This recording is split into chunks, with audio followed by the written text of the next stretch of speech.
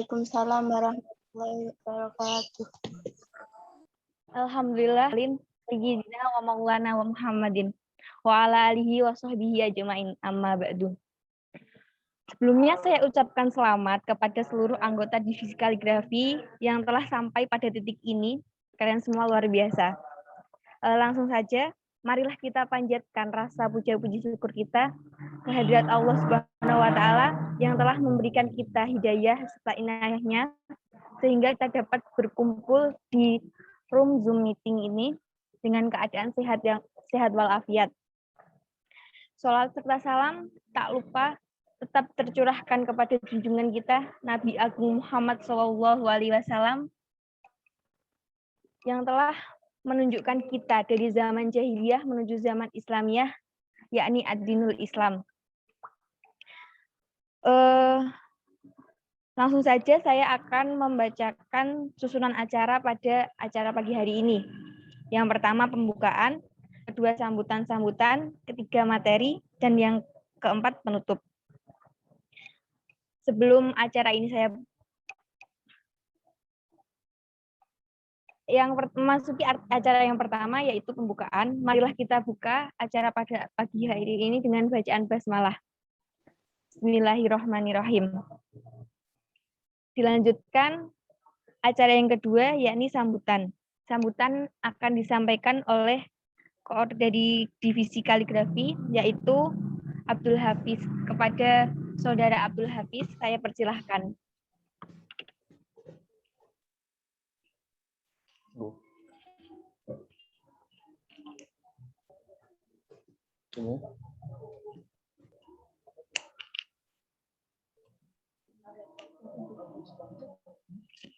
Cek, suara kedengaran?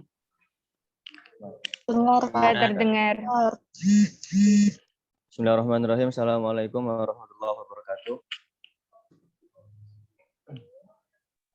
Alhamdulillahirabbil alamin wa bihi nasta'in ala umuri dunya wa din. Wassalatu wassalamu ala asrofil anbiya'i wal mursalin sayyidina wa maulana Muhammadin wa ala alihi wa sahbihi ajmain, amma ba'du. Baiklah, sebelumnya terima kasih kepada pembawa acara yang telah mempersilahkan saya untuk mengasih pembuka lah untuk kegiatan yang kedua dalam acara diklat ini, yaitu tentang materi kedivisian, yang dalam hal ini khususnya materi kedivisian kaligrafi yang insya Allah nanti akan dipandu oleh pemateri yang sangat profesional, sangat bagus. Beliau Mas Ragil yang merupakan koordinator pada tahun 2015 dan sekarang beliau sudah mendirikan galeri RA di Kepri ya Mas ya. Dan nanti ini ada moderator yang juga sangat berpengaruh pada pengkaderan kami, yaitu Mas Bahrul Siddiq. Beliau merupakan demisioner pengkaderan 1 tahun 2020 sampai 2021. Kalau misalnya teman-teman butuh jasa tulis tangan atau apapun, itu bisa langsung saja menghubungi beliau. Nah, begitu ya. Saya ucapkan terima kasih kepada semua elemen yang bertugas, khususnya para panitia yang telah menyempatkan waktunya untuk mengurusi acara ini. Terima kasih juga kepada pemateri khususnya yang dalam hal ini akan sharing ilmunya kepada kita semua, khususnya bagi kita yang awam ini akan kaligrafi maupun divisi itu sendiri. Begitu juga dengan moderatornya yang sekarang ini walaupun lagi kesibukannya PPL, akan tetapi beliau menyempatkan waktunya untuk bisa bergabung juga men-sharingkan ilmunya bareng kita semua. Saya juga mengingatkan ya, ini merupakan rangkaian acara diklat. Acara diklat sekarang ini kan kemarin yang pertama sudah ada materi tentang kealmizanan yang sekarang kedivisian, dan nanti juga teman-teman akan ada satu hari lagi itu merupakan materi tentang keorganisasian. Itu soal hari Selasa, jangan lupa ditenggeri tanggalnya biar selalu ingat. Dan pastinya di setiap ini kita ada resume ya. Tolong disiapkan pulpen, disiapkan kertasnya, Kalau bisa langsung diresum, kenapa enggak? Nanti kan tinggal ya, difoto, scan PDF, langsung kumpulkan, sudah aman. Nggak usah nunggu-nunggu deadline. Jangan sampai kayak kemarin, gara-gara kebanyakan deadliner, jadinya servernya down. Harus japri-japri gitu kan. Ya intinya semangat lah. Jangan lupa juga kita juga menyediakan dalam acara diklat ini beberapa lomba bagi teman-teman yang berkompetensi dalam bidang lomba fotografi, esai maupun desain, ya ayolah gitu. Ikuti acara ini, hadiahnya pasti ada kok, aman. Dan yang ini juga yang ikut-ikut serta itu juga dari anak baru semua 2021, nggak ada dari angkatan yang lain. Ya mungkin begitu dari saya. Kurang lebihnya saya sampaikan terima kasih lah kepada semuanya dan mohon maaf jika ada kata-kata yang salah. Kurang lebihnya mohon maaf. Wassalamualaikum warahmatullahi wabarakatuh. Waalaikumsalam.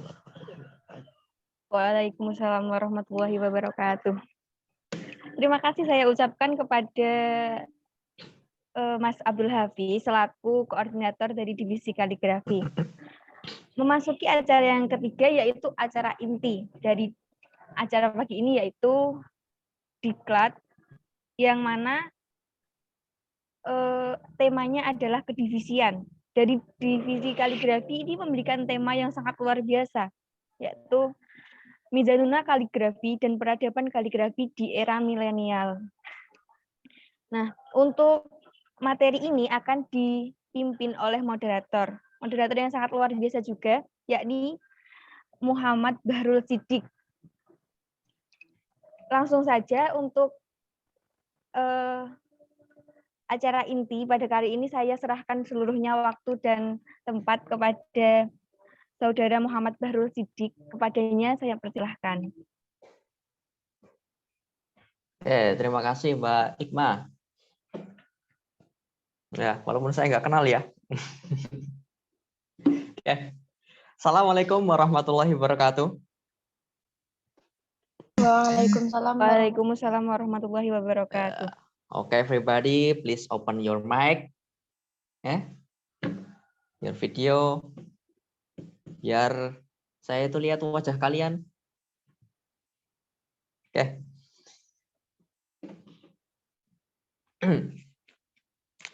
Saya minum dulu ya.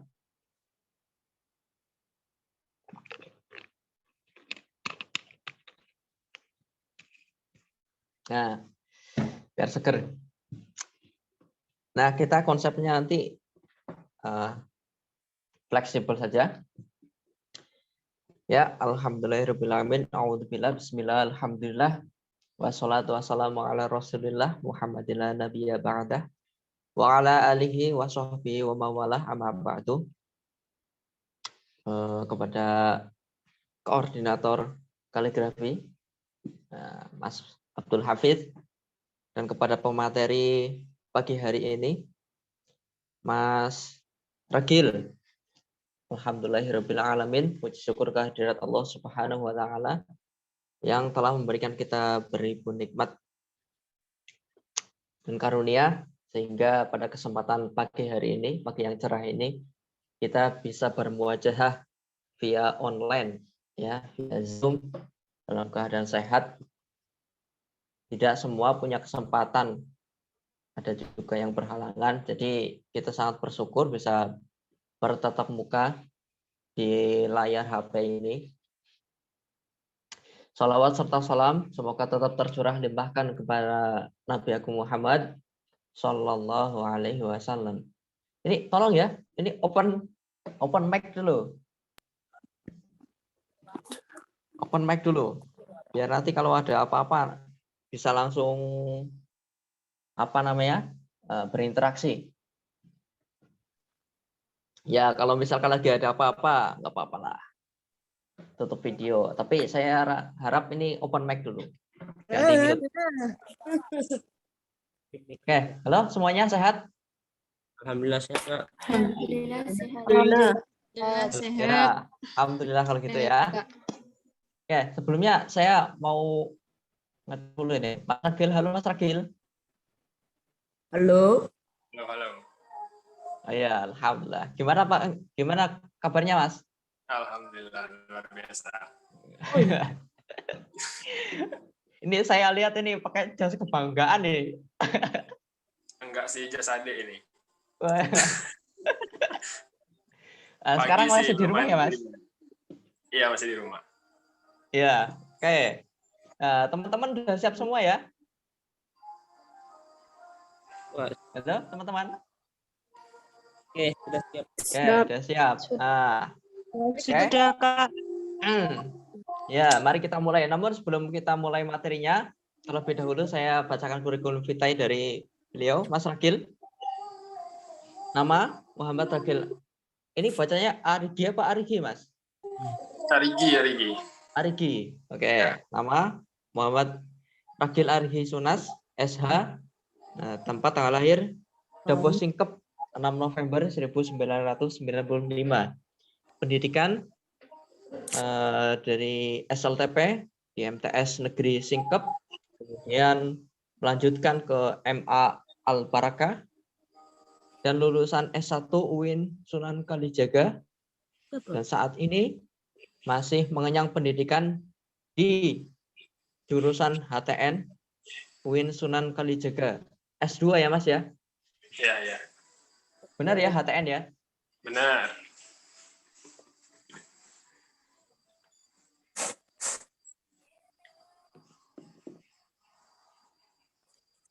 Takut saya nanti salah menerjemah. Benar, sudah paling benar. Oke.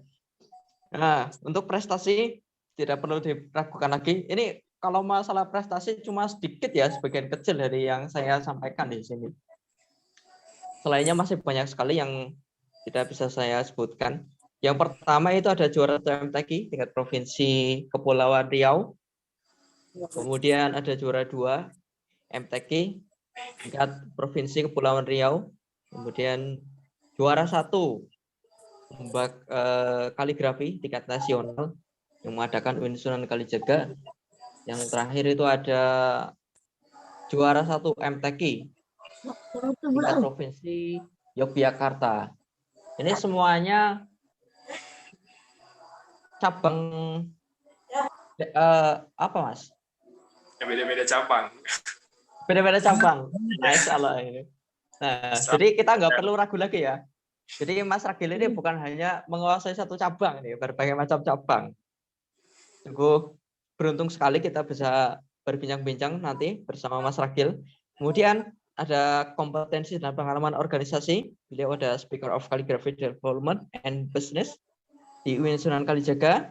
Kemudian penulis buku Asal Mula Nama Daik. Benar ya, Mas ya? Iya, benar. Koordinator Divisi Kaligrafi tadi sudah disebutkan, Koordinator Divisi Kaligrafi UKMJG Indonesia tahun 2015. Kemudian beliau adalah founder Galeri RA Kaligrafi sampai sekarang. Nah, jadi beliau ini sudah punya galeri kaligrafi tersendiri, Masya Allah. Ini berarti ilmunya itu berkah, bisa berkembang, skill beliau itu berkembang, bukan hanya menguasai satu jenis saja, kemudian bisa mengembangkan, artinya bisa menularkan kepada yang lain. Nah, di kesempatan yang baik ini semoga kita bisa mendapatkan ya barokah dari ilmu beliau, Mas Ragil. Oke, demikian kurikulum vitae singkat dari saya. Kurikulum vitae singkat dari Mas Ragil. Mari kita mulai acara talk show divisi kaligrafi yang bertemakan Mizanuna kaligrafi dan peradaban kaligrafi di era milenial. Sebelumnya saya tawarkan dulu Mas Ragil untuk materinya 1 jam cukup? Cukup. Oke. Lebih mana? Lebih. Oke, gitu ya. Kepada Mas Ragil, waktu dan tempat kami persilahkan. Bismillahirrahmanirrahim. Assalamualaikum warahmatullahi wabarakatuh. Waalaikumsalam warahmatullahi wabarakatuh. Terima kasih kepada Mas Bahrul selaku moderator ya pada meeting kita hari ini. Dan yang terhormat pengurus-pengurus kaligrafi tahun 2021-2022 ya. Oke Mas, oke. Di sana yang saya baru kenal ini Mas Hafiz saja karena kita sering kontek-kontekan. Kalau yang lain nanti kita kenalan ya pas ketemuan di Jogja. Oke, sebagaimana Mas Bahrul tadi di awal itu openingnya keren banget ya. Pakai bahasa Inggris, open your mic. Kemudian open your cam. Walaupun rata-rata kayaknya bangun tidur ini. Hari Minggu, mager-mageran, ya sama, saya juga kayak gitu tuh. Malam tadi saya nonton sampai jam 1. Nonton film yang lagi viral-viralnya itu, Squid Game. Nah, dan pagi ini saya sebenarnya ngantuk sih, tapi demi kawan-kawan semua, kita harus terus membumikan kaligrafi, terutama di Al-Mizan. Jadi saya harus semangat, dan teman-teman juga harus semangat. Siap, Mas. Oke, karena opening Mas Bahrul pakai bahasa Inggris, saya juga mau pakai bahasa Inggris lah, dengan moderator ya. Aduh, ampun Mas. Thank you for everyone. Before we start our meeting today, let's pray based on our personal belief. Pray begin. Amen. Oke. Materi kita pada hari ini itu tentang diangkat dengan tema Mizanuna Kaligrafi dan peradaban kaligrafi di era milenial. Wah, keren sekali. Ini ide dari teman-teman pengurus yang disampaikan kepada saya melalui Mas Hafiz. Pas saya dengar tema tentang ini, wah, kayaknya luar biasa ini. Saya harus memampukan diri saya untuk menjelaskan dengan tema yang sangat luar biasa ini. Tapi sebelum itu, teman-teman semua, yang pertama ditekankan di dalam kedivisian, yaitu di dalam divisi kaligrafi di sini, yang penting adalah kekompakan. Karena apa? Karena memulai sesuatu itu harus dari kekompakan antara pengurus, kemudian antara peserta, anggota sama anggota, dan juga anggota dengan pengurus. Sehingga nanti dapat itu chemistry-nya. Karena dari zaman-zaman dahulu, ya saya nggak termasuk pengurus zaman dahulu ya, zaman modern saya. Era reformasi kayaknya. Nah, dari zaman dahulu itu divisi kaligrafi itu salah satu yang terkenal dengan kekompakannya. Di mana ketika sebelum pandemi, setelah kita latihan bareng, kita adakan makan-makan bareng, kemudian adakan jalan-jalan bareng, kemudian lihat pameran bareng, dan banyak sekali kegiatan-kegiatan outdoor yang kita lakukan sebelum pandemi. Tetapi ketika pandemi, mungkin dari teman-teman pengurus harus mengatur strategi baru. Gimana caranya agar antara anggota satu dan lainnya itu kenal. Kemudian anggota dengan pengurus itu juga kenal. Gitu. Nah, di poin pertama di dalam tema kita yang mengangkat tentang Mizanuna Kaligrafi, sebenarnya Mizanuna Kaligrafi ini adalah nama beken atau nama keren dari divisi kaligrafi. Tetapi dalam artian bahwa ketika kita berkaligrafi, kita harus tetap menyeimbangkan di mana skill yang kita asah itu juga harus seimbang dengan tanggung jawab yang kita emban. Nah, teman-teman di sini kan semuanya mahasiswa, dan saya juga mahasiswa. Nah, jadi kita punya tanggung jawab yang sama antara mengembangkan diri, yaitu spesifiknya dengan kaligrafi, dan juga mengemban tanggung jawab kita, yaitu kuliah. Jadi harus balance itu. Mizan kan timbangan, harus balance antara berprestasi di bidang akademik dan non-akademik. Untuk pemahaman lebih mendalam, saya kira teman-teman anggota dan teman-teman pengurus itu udah sangat amat memahami tentang mizan. Karena dari pengalaman-pengalaman teman-teman anggota yang mau masuk mizan itu rata-rata sudah tahu apa sih mizan itu. Karena nggak mungkin nggak tahu mizan bisa jadi anggota. Yang pertama informasi tentang mizan, kemudian ada tes-tes sebelum masuk ke mizan sehingga sekarang bisa mengikuti diklat. Nah, penekanan yang lebih mendalam itu saya pengen di peradaban kaligrafi di era milenial. Nah, teman-teman semua kan ini generasi 2000 ya? Iya ya? 2000 apa 90-an? Nggak kedengeran suaranya. 2000 Kak. 2000 ya? 2000. Jadi teman-teman ini generasi Z. Gen Z gitu ya. Nah, di mana generasi milenial seperti teman-teman ini itu harus berinovasi lebih daripada generasi-generasi sebelumnya. Karena teman-teman informasi, telekomunikasi, kemudian juga hal-hal lain sangat mendukung di era ini. Walaupun sekarang kita pada masa pandemi, tetapi kita tetap harus mengambil satu hal yang penting di dalam diri kita, bahwa ketika kita ingin mengembangkan diri, maka kita harus memahami kepribadian kita masing-masing. Nah, teman-teman di sini pasti rata-rata pencinta seni, minimal itu pencinta seni, atau jangan-jangan teman-teman malah yang udah mahir di kaligrafi. Makanya, saya masuk mizan karena saya mau sharing ke teman-teman lain. Nah, kita sekarang itu nggak tahu ya. Karena banyak sekali teman-teman yang masuk mizan itu rata-rata udah juara, udah keren. Seperti Mas Bahrul, Pak Koordinator kita itu karyanya udah keren-keren itu. Pas saya ketemu pertama, ini karyanya dahsyat mengalahkan saya ini. Melampaui zamannya. Sehingga ketika kita masuk ke mizan, itu basic berkaligrafi kita itu nggak sama, teman-teman. Ada yang benar-benar dari awal banget. Ada benar-benar yang udah bisa. Ada yang sedang-sedang saja. Nah, memang basicnya itu beda-beda. Apalagi divisi kaligrafi, itu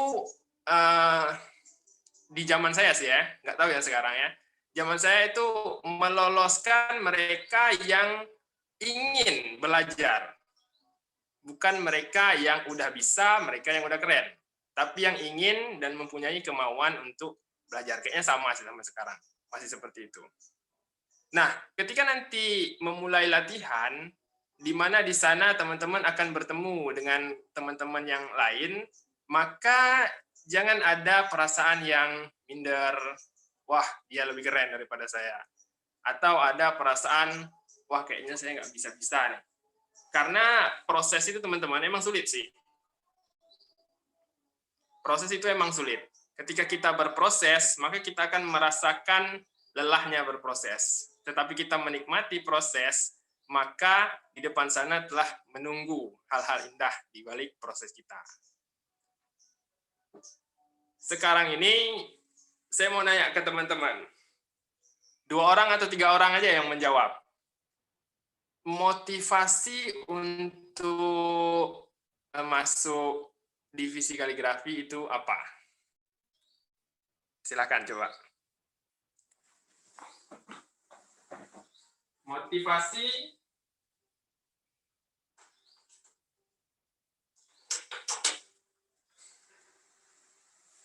Motivasi teman-teman untuk masuk ke divisi kaligrafi itu kira-kira apa sih? Pengen tahu? Saya tunjuk aja ya orangnya. Kita lihat. Ini KL ini maksudnya apa ya? Itu KL21. Ada kode KL di depan. Nama itu, Mas. Kaligrafi 21 nama lengkap.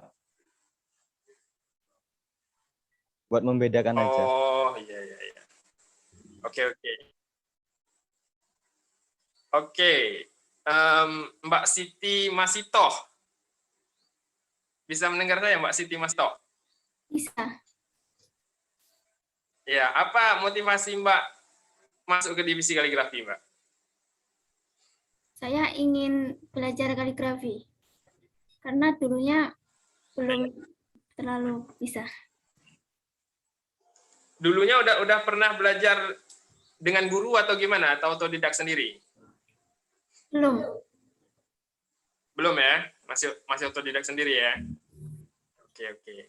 Karena ingin mengembangkan minat dan bakat di kaligrafi, gitu ya. Iya. Oke, kemudian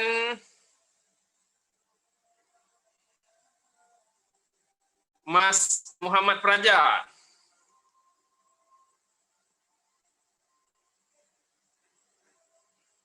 Mas Muhammad Praja bisa mendengar saya, Mas Muhammad? Bisa, Kak. Oh ya. Gimana?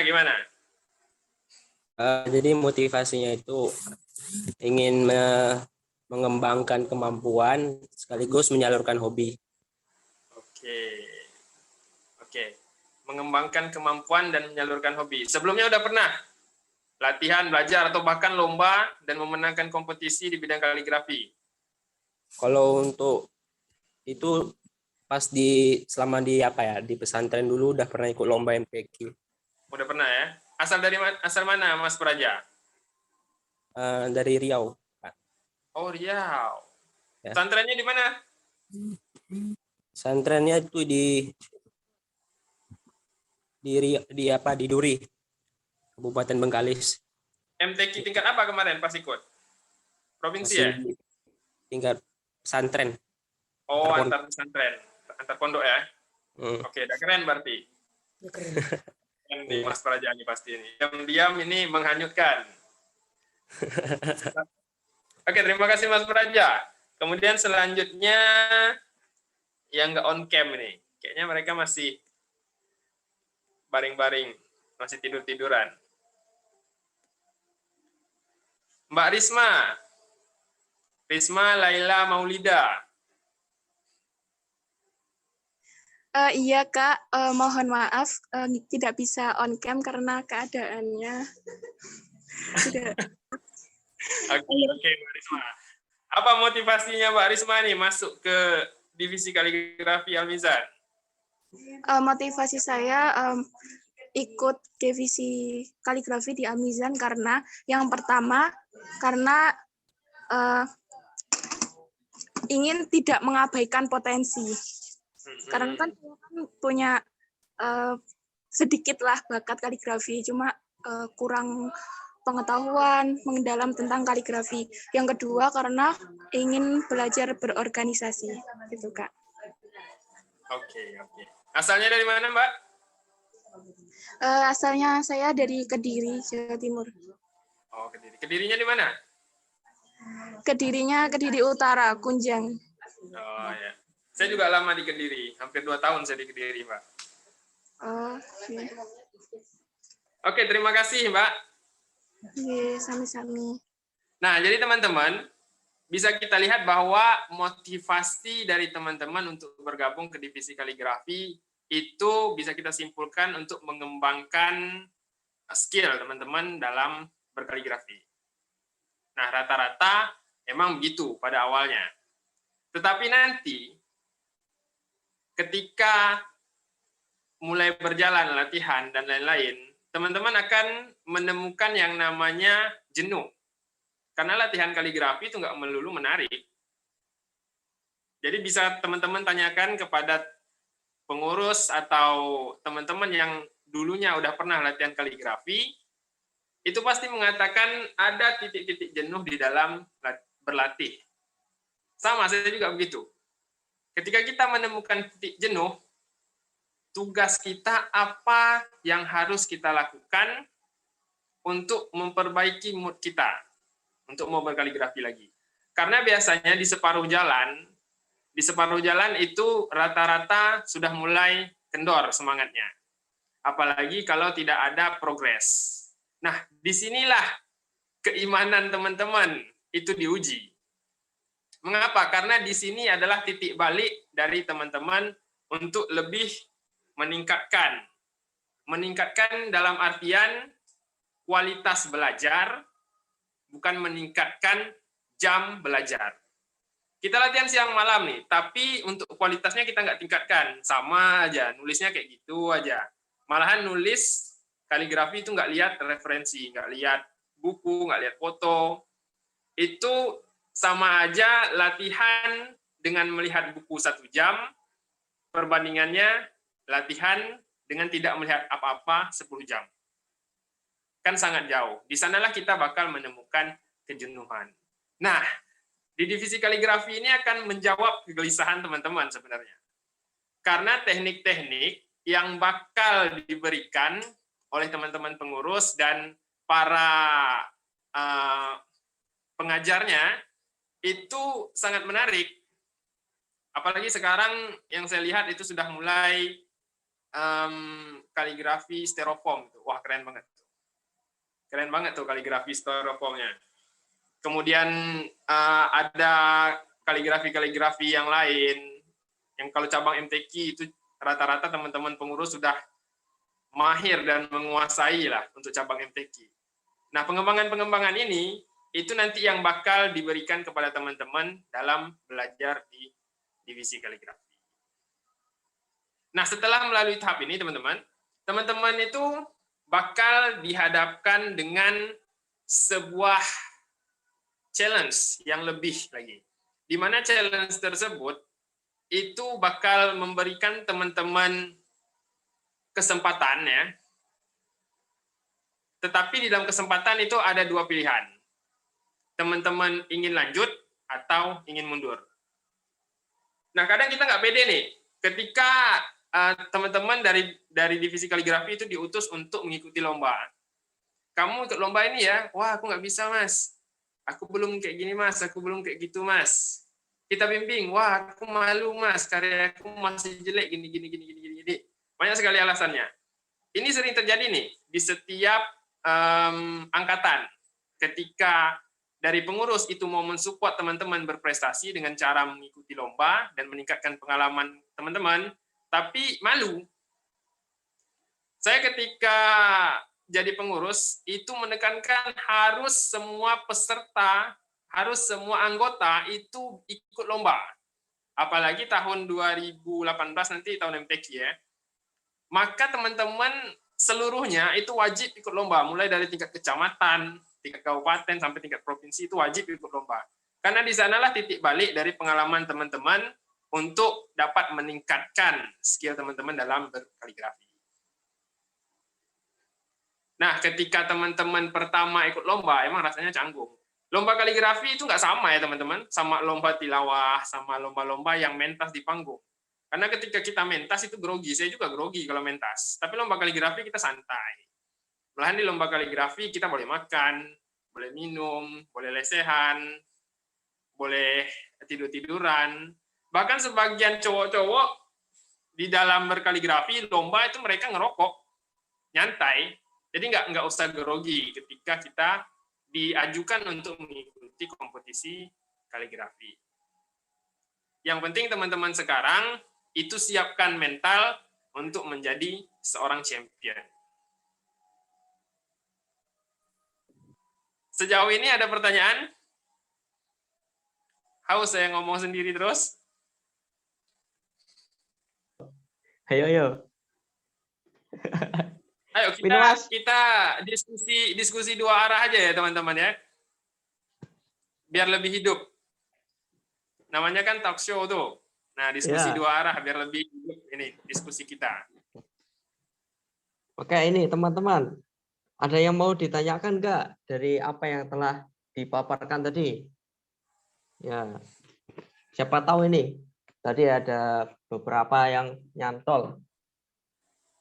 Nyantol apa Mas Bahrul? Ya, kayak terbesit, wah kok selama ini mindset saya salah. Yang takut lomba dan sebagainya. Nah, mungkin butuh tips-tips gimana caranya biar kita itu pede mengikuti lomba gitu.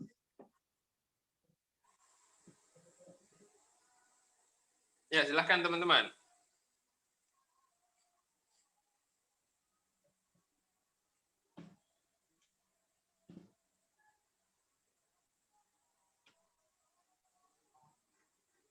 Halo, ini tidur semua kok. Aduh, kita tinggal berdua ini, Mas.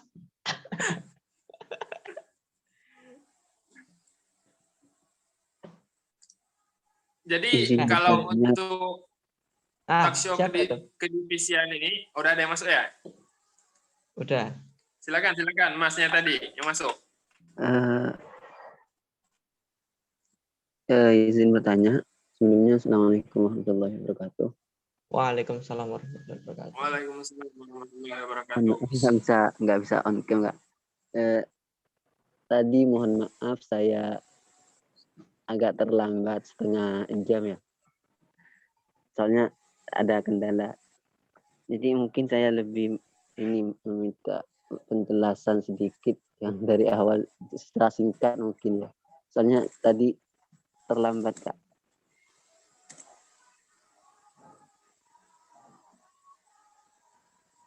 Mungkin seperti itu Kak.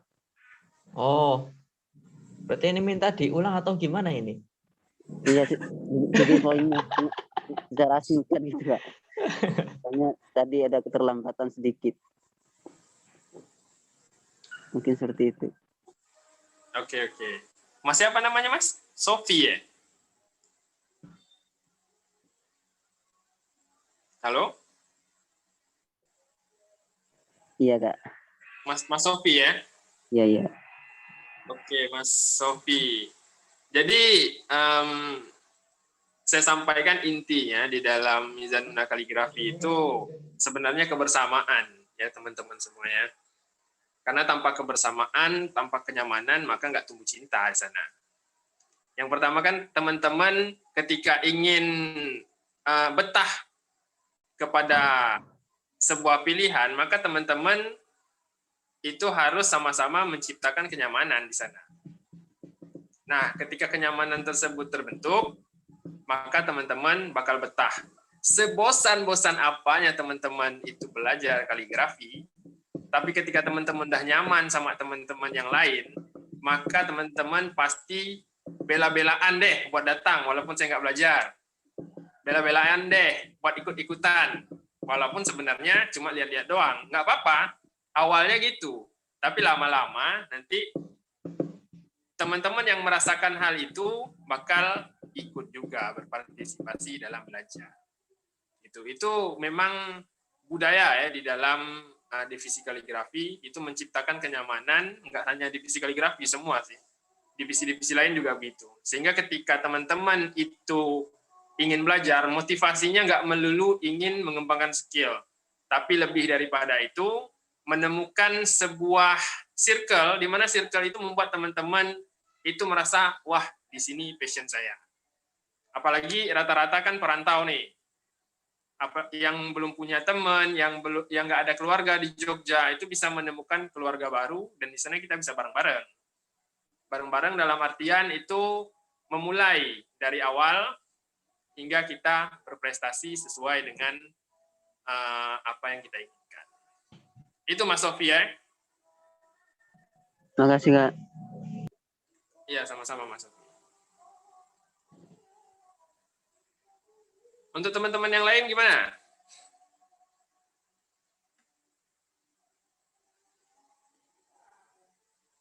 Izin bertanya, Kak. Oh ya, monggo Mas. Di dalam organisasi ini ada pengurus dan anggota ya. Nah itu kalau pengurus itu nanti pengkaderannya untuk menjadi pengurus dia dipilih oleh Pengurus lama gitu. Pengurus lama atau memang dia mencalonkan diri seperti itu. Terima kasih. Oke, ini tentang keorganisasian ya sebenarnya. Menarik sekali teman-teman. Karena di Al-Mizan, apalagi di divisi ya, untuk kepengurusan itu sebenarnya nggak mencalonkan diri, terus juga nggak dipilih oleh pengurus-pengurus terdahulu. Tetapi yang bakal memilih itu adalah teman-teman yang ada di angkatan teman-teman sendiri. Atau kalau enggak dari koordinator yang bakal terpilih berikutnya. Dengan pertimbangan-pertimbangan juga teman-teman. Nah di sini untuk koordinator ya, karena titik fokusnya itu ketika pergantian pengurus baru, itu yang bakal dipilih pertama kali itu koordinator. Koordinator dari divisi masing-masing. Setelah pemilihan ketua umum.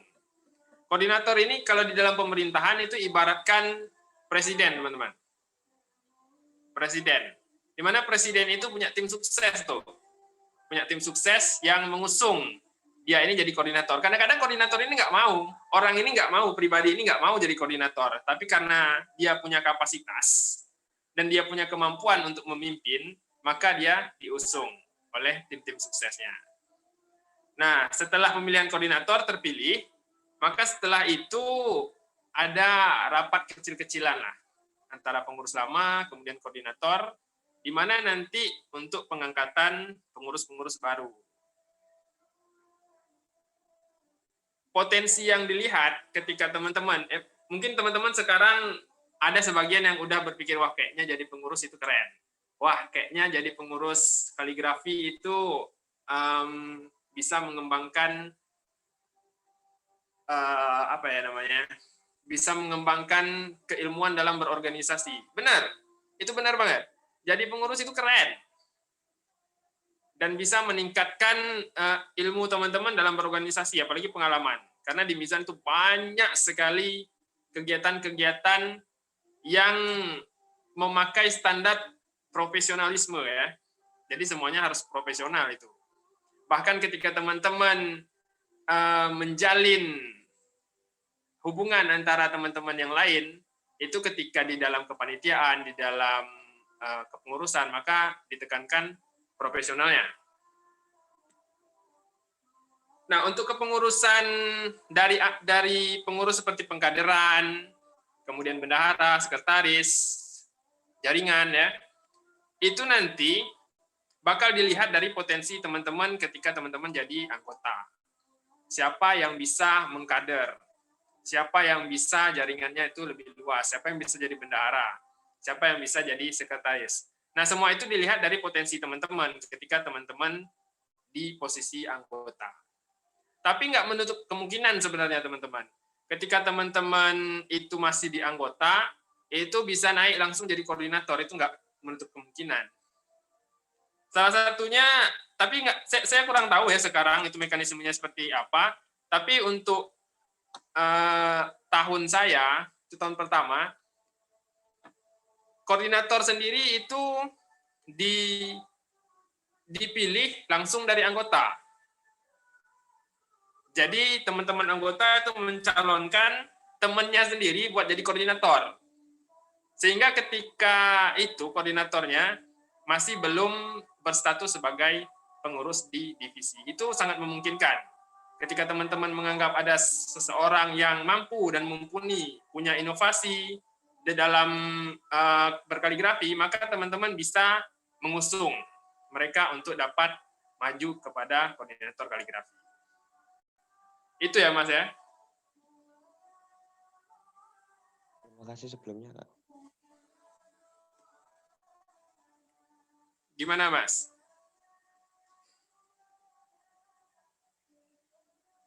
Ya, Sudah cukup, pertanyaannya terima kasih. Seputar kepengurusan ini ya.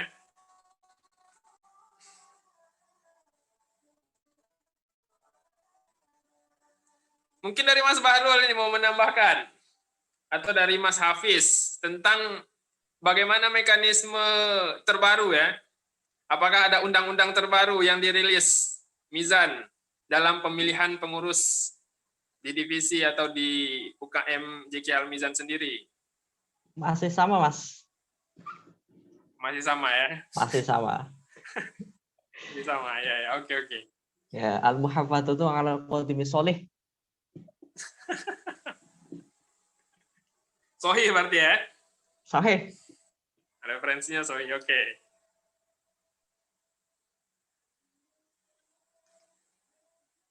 Nah, teman-teman, em, satu hal yang perlu teman-teman garis bawahi ketika kita di divisi kaligrafi, ketika kita belajar, ketika kita sebagai mahasiswa ya, saya sangat menekankan teman-teman itu harus aktif, teman-teman. Aktif dalam artian semua enggak mesti full lah ya 24 jam itu di organisasi, tapi setidaknya teman-teman itu dalam semua kegiatan itu bisa berpartisipasi walaupun hanya sebentar-sebentar. Karena sedikit banyaknya teman-teman bakal mendapatkan benefit dari kegiatan-kegiatan yang teman-teman ikuti. Apalagi di divisi sendiri ya, untuk kedivisian itu nanti banyak sekali kegiatan sebagaimana program kerja dari teman-teman pengurus, nanti kayaknya ada pameran, kemudian ada wisata seni, dan kuliah seni itu salah satu yang penting ya. Sehingga teman-teman nanti mendapatkan nggak hanya skill, nggak hanya ilmu, tapi juga pengalaman di sana.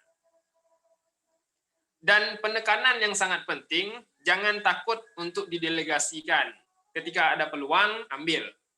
Teman-teman harus memilih antara dua. Yang pertama, teman-teman ambil dan teman-teman bisa sukses di dalam bidang itu. Yang kedua, teman-teman tidak ambil dan teman-teman bukan menjadi apa-apa. Itu aja.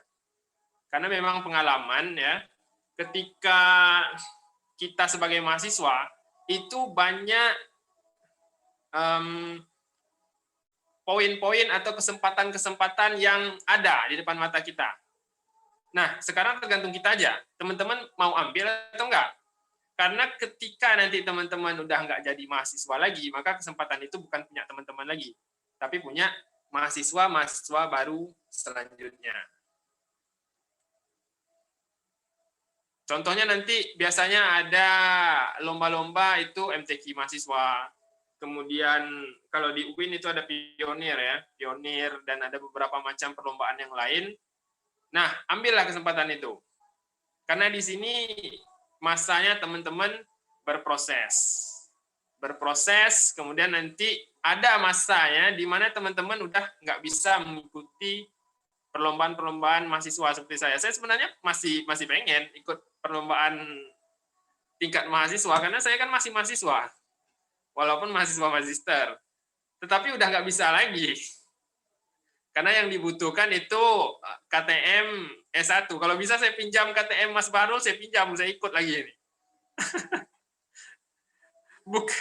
Bukannya kita serakah ya terhadap perlombaan, tetapi ketika kita di dunia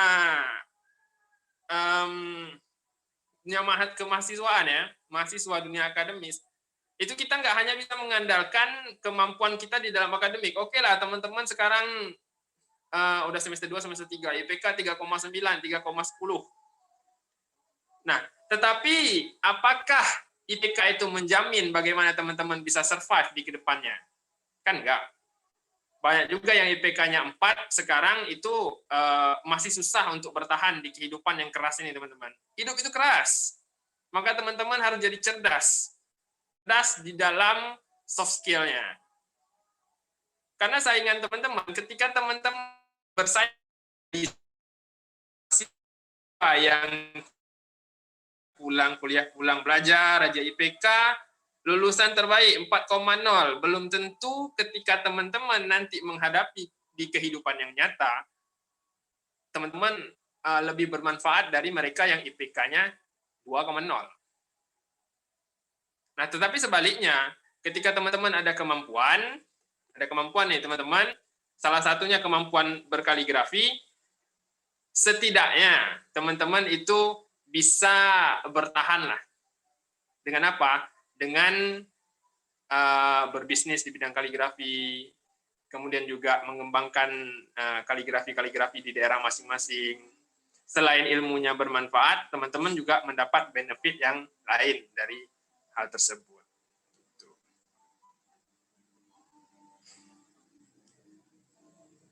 Saya hanya menggambarkan ini, itu dari pengalaman aja ya teman-teman. Karena memang seperti sekarang ya, saya lulusan S1. Ketika kita lulusan S1, kita harus bersaing dengan jutaan sarjana-sarjana lainnya. walaupun bidangnya berbeda, tetapi di dalam kesempatannya itu tetap sama. Tetapi kalau kita bersaing sebagai kaligrafer, mungkin di Jogja kalian bersaingnya sama 2-3 orang aja. Atau di Indonesia sama 100-200 orang aja, nggak sampai jutaan. Nah, kesempatan disitulah yang teman-teman seharusnya lihat. Teman-teman harus ambil. Ketika nanti udah pada di Jogja semua, teman-teman bakal merasakan tuh, bermanfaat banget kaligrafi. Baik teman-teman itu di dalam mengajar, atau teman-teman di dalam belajar dan perlombaan masing-masing, itu pasti bermanfaat.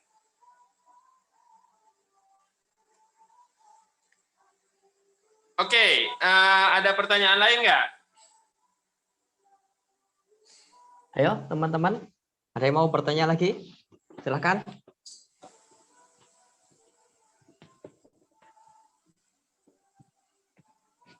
Atau mungkin kalau misalkan ada pertanyaan lain yang di luar apa yang disampaikan oleh Mas Rakil, boleh ditanyakan. Ya, boleh ya Mas ya? Boleh, Ya. boleh. Tanyakan aja. Tanyakan saja.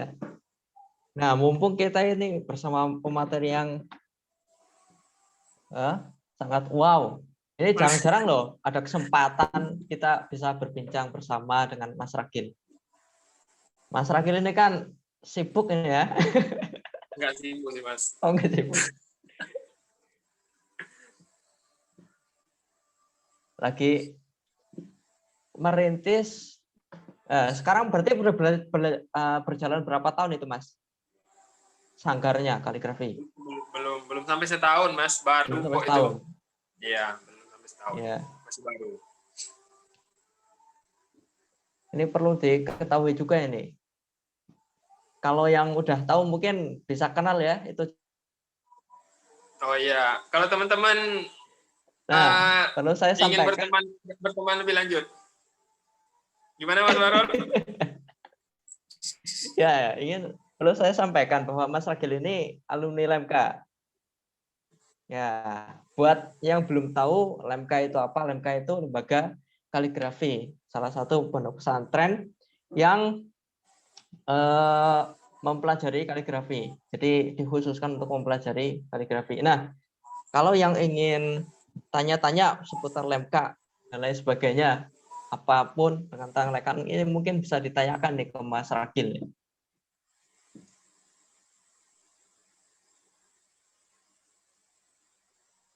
Halo teman-teman, apakah kalian masih hidup?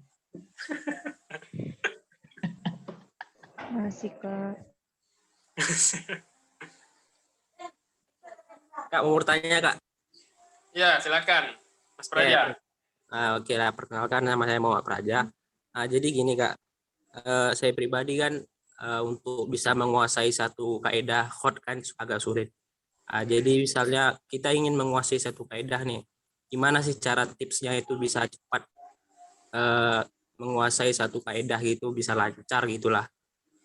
Gimana sih caranya? Sekian, Kak.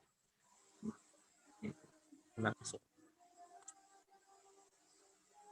Oke, Mas Praja, saya langsung jawab ya Mas Barul ya.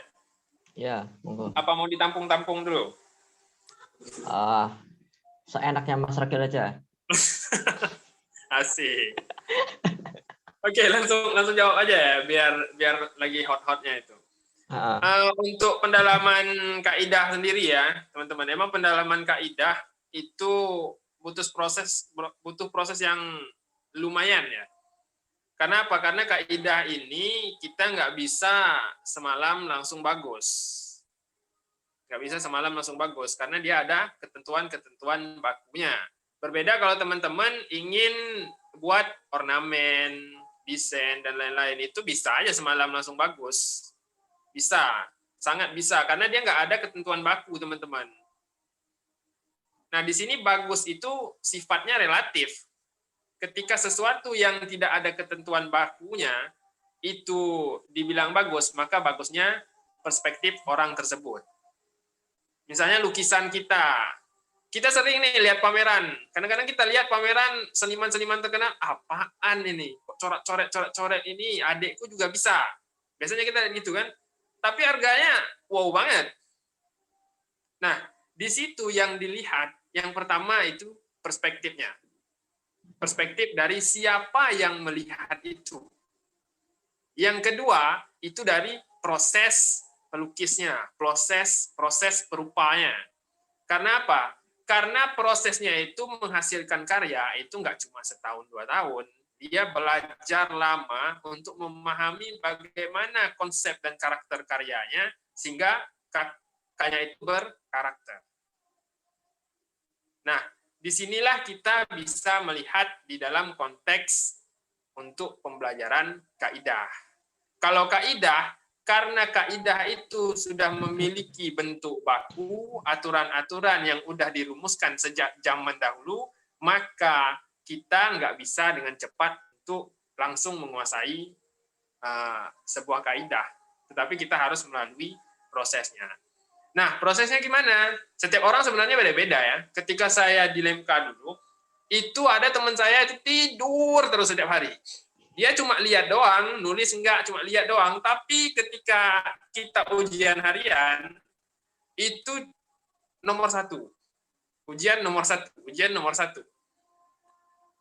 Nah, ada juga yang latihan terus setiap hari, tapi pas ujian itu pasti di kisaran 5 ke bawah. Mengapa? Karena proses dari pembelajaran sebelumnya itu berbeda. Bisa jadi yang cuma lihat doang kemudian tidur, itu dia belajar tuh di dalam mimpi. Belajar sama syekhnya langsung. Itu hayalan kita ya. Tetapi prosesnya di belakang, itu dia sudah berdarah-darah sebenarnya teman-teman. Dia udah memahami dan memang udah berkompetensi lah di dalam bidang tersebut. Nah, di sini saya membagikan tips-tips kepada teman-teman ketika belajar. Yang pertama, teman-teman ketika ingin mendalami sebuah kaidah itu lihat buku kaidahnya. Penting itu lihat buku kaidah karena kebanyakan dari kita itu nggak lihat buku kaidah. Kita lihat contoh-contoh karya-karya yang ada. Karena karya-karya yang ada mereka juga kaligrafer yang terus belajar, teman-teman. Walaupun mereka sudah bagus tapi mereka masih belajar juga, sama seperti kita. Tapi kalau teman-teman udah lihatnya ke dalam buku kaidah langsung, maka poin-poin yang teman-teman inginkan itu teman-teman dapatkan.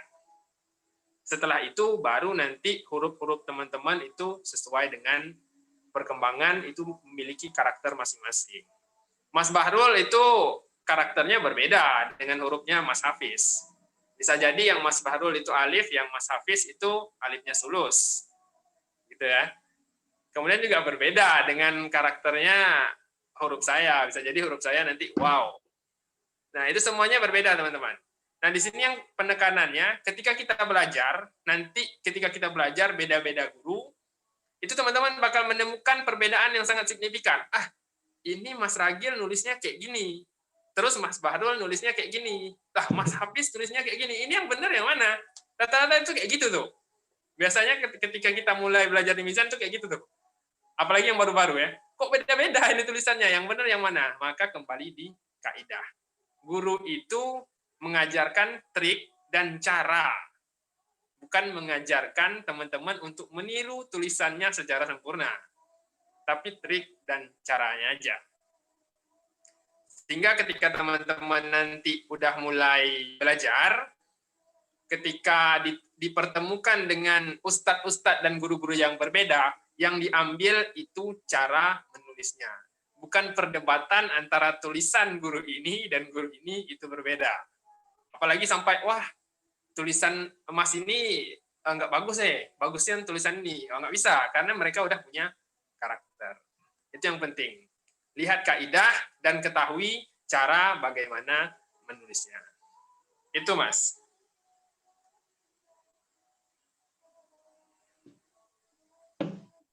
Oke, baik, Kak. Terima kasih jelasannya.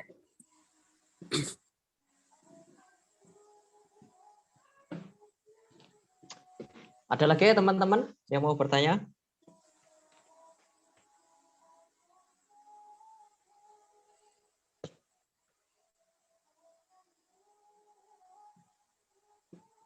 Wah, nggak ada ini, Mas. Atau kita akhiri saja? Enggak izin bertanya. Oh iya, enggak, silakan. Mohon maaf Kak, kalau boleh tahu akun Instagram untuk galerinya Mas Ragil niku apa mau kepo-kepo tentang karya-karya. Oh iya. Ya, oke. Monggo Mas Ragil. Oke, ini salah satu pertanyaan yang saya tunggu-tunggu sebenarnya. Jadi teman-teman kalau nanti mau berteman ya, saya mau nyampaikan ini tadi, cuma lupa lagi. Mau berteman kalau akun Instagram saya pribadi itu namanya @mragil_as.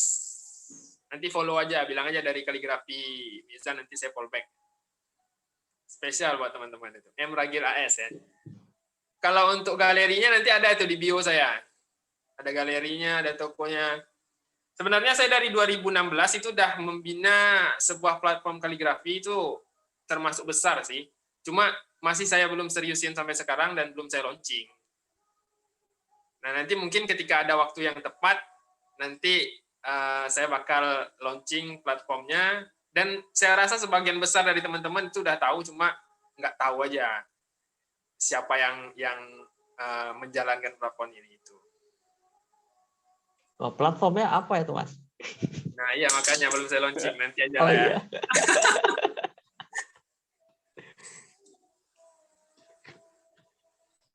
Masih butuh pertimbangan-pertimbangan sih sebelum benar-benar dimatangkan di situ. Makanya saya buat yang baru, saya fokuskan di sini dulu. Oke. Ya, kita sama-sama menunggu nanti, Mas. Iya. Tunggu aja tanggal mainnya ya. Siap. Ya, nanti siapa tahu kita bisa ikutan ya. Ya, bisa. Rencananya buat bisnis sih platformnya. Nanti bisa join lah teman-teman. Ya. Monggo, nanti setelah materi ini langsung ini follow akun. Langsung follow. Ya, Ragil AS. Yang Ragil AS ya. Nanti di sana sudah ada akun galerinya dan juga platformnya sekarang sekalian sudah ada ya, Mas ya? Udah berdiri sejak 2016 sebenarnya. 2015 apa ya? Cuma emang masih belum dikelola secara baik, tetapi pengikutnya udah ramai, udah lumayan sih. Siap. Atau jangan-jangan saya udah ikutan ya? Kayaknya sih itu.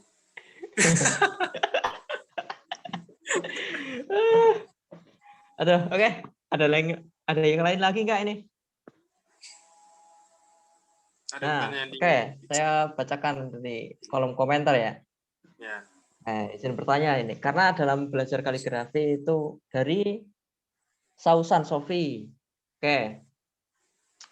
Karena dalam belajar kaligrafi itu membutuhkan proses yang panjang, kesabaran dan juga harus istiqomah.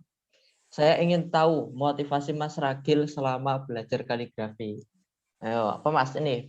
Motivasi Mas Ragil sampai belajar bisa sampai ke titik yang sekarang, motivasinya apa, Mas? Ya, motivasi saya itu hampir setiap tahun itu berubah-ubah, teman-teman. Dari awal emang berubah-ubah sih motivasinya. Yang pertama karena motivasi saya mulai berkaligrafi itu tahun 2012. Tahun 2012 itu saya mulai berkaligrafi ya. Motivasi awalnya karena ingin jalan-jalan. Nah, mengapa begitu? Karena ketika kita berkaligrafi, kita ikut-ikut lomba kayak MTQ, saya kan kepulauan ya. Kita itu bakal jalan-jalan ke pulau-pulau lain, karena acaranya dilaksanakan atau diselenggarakan di berbeda pulau. Sehingga nanti ketika saya masih sekolah, itu saya dapat izin jalan-jalan.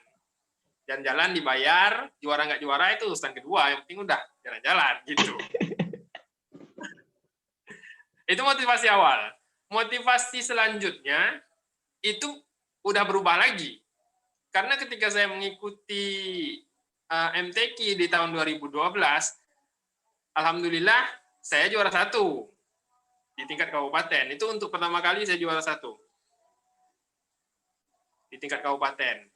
Dan ketika itu di tahun 2012, saya masih SMA nih tahun 2012, masih madrasah aliyah ya. Tahun 2012 saya juara 1, kemudian dapat hadiah. Nah, hadiahnya pada masa itu 3,5 juta. Saya berpikir, anak SMA mana yang dapat 3,5 juta, udah jalan-jalan dapat 3,5 juta dengan cuma belajar kaligrafi doang. Wah, motivasinya berubah. Jadi motivasinya uang. Berubah tuh motivasinya. Berubah motivasi saya pada saat itu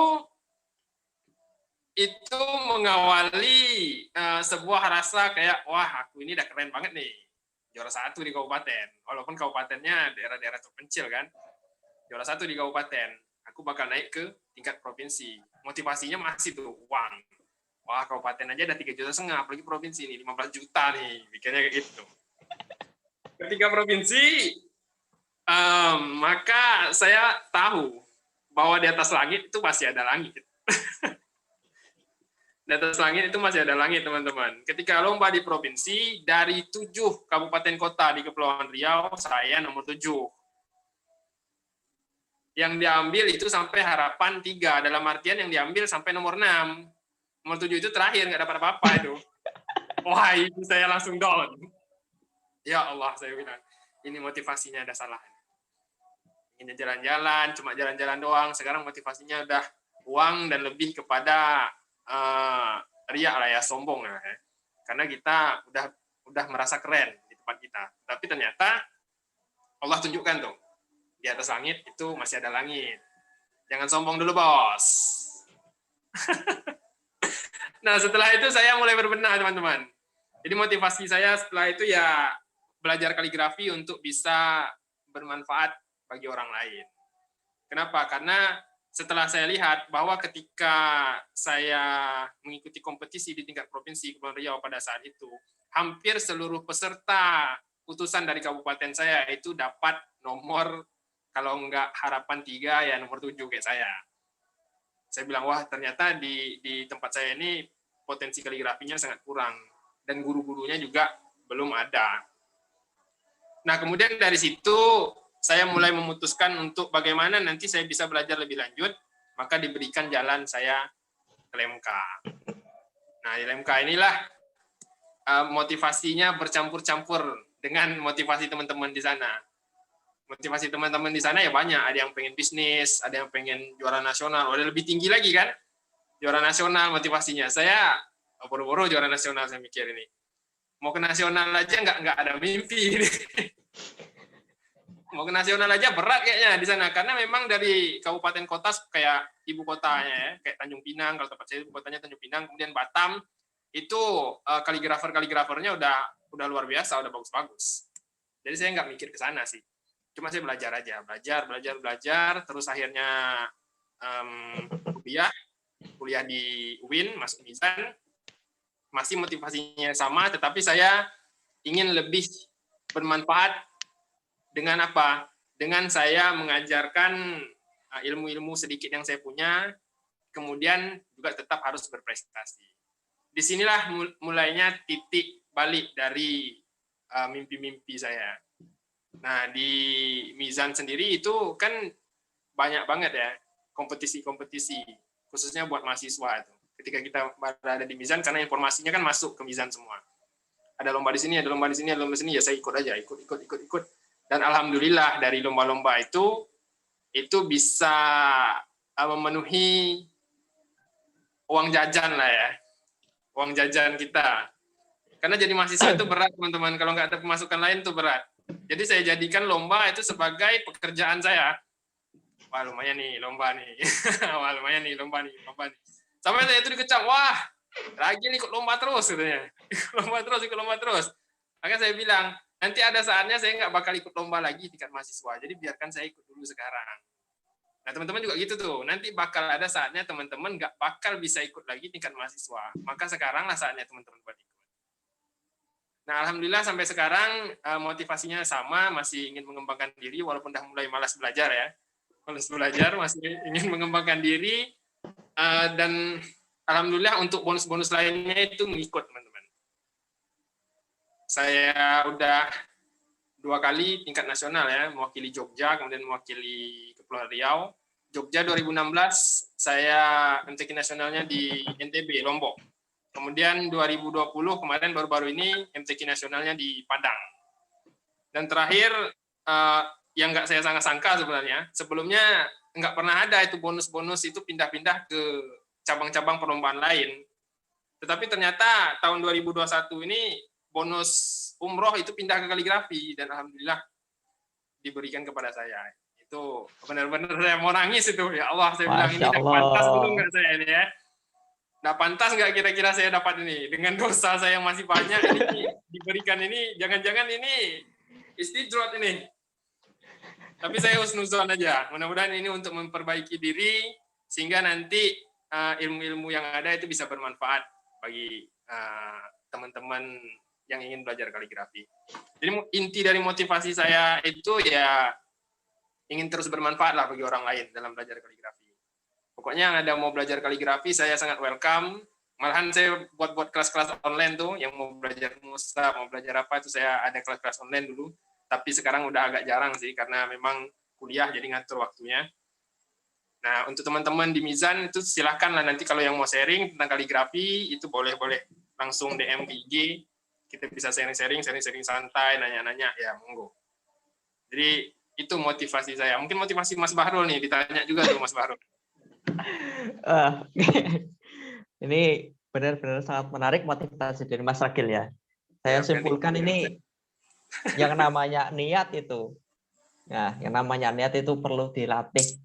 Saya menyimpulkan seperti itu, Mas. Jadi untuk teman-teman, niat apapun sekarang teman-teman itu yang penting tetap aja istiqomah belajar kaligrafi. Niat itu perlu dilatih. Mungkin niat teman-teman berbeda-beda, ada yang kayak Mas Ragil tadi, ada yang uang, motivasi lain sebagainya. Apapun itu, tetaplah istiqomah dalam kaligrafi sambil melatih niat kita agar belajar kaligrafi itu karena memang ingin bermanfaat. Motivasi saya apa ini?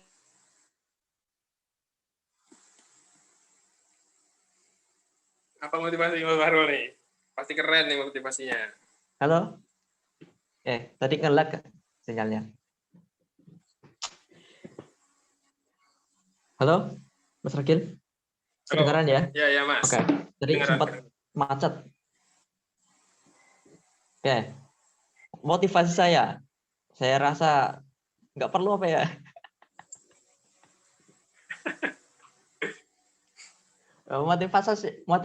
Motivasi pertama saya dulu itu karena apa ya? Ya, mungkin saya lebih ke curhat nanti Mbak. Soalnya tulisan saya dulu tuh jelek banget, Mas. Jelek all.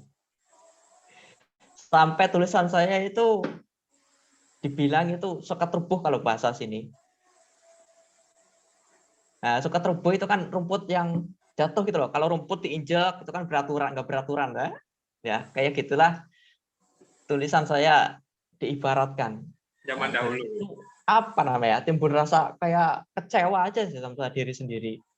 Terus dalam hati saya itu bilang, besok lihat aja.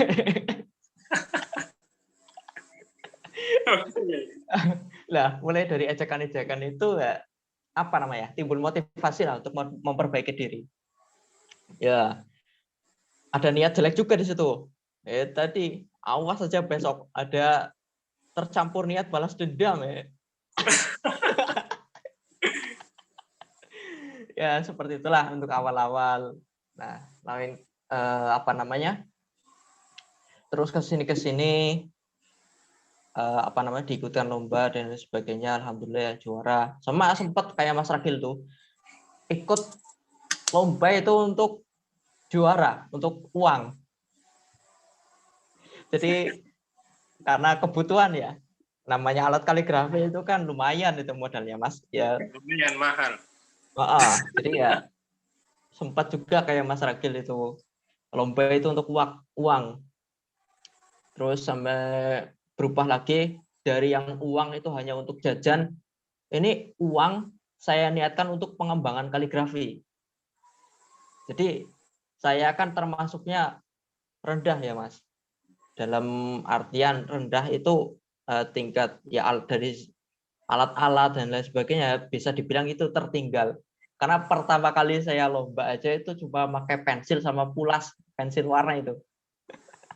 Sedangkan yang lain udah pakai krayon, udah ada yang pakai cat, cat air, terus naik lagi ke tingkat berikutnya. Yang lain sudah pakai cat air, cat akrilik, saya masih pakai krayon. Naik lagi, saya pakai cat air ya. Yang lain udah ada yang pakai cat minyak, cat akrilik. Jadi saya itu selalu satu tingkat di bawah mereka dalam perlombaan. Tapi alhamdulillah masih diberikan kejuaraan. Nah, dari situ saya niatkan untuk mengembangkan ya alat-alat lah. Nah, untuk kesini sama saya juga sedang melatih tapi belum bisa.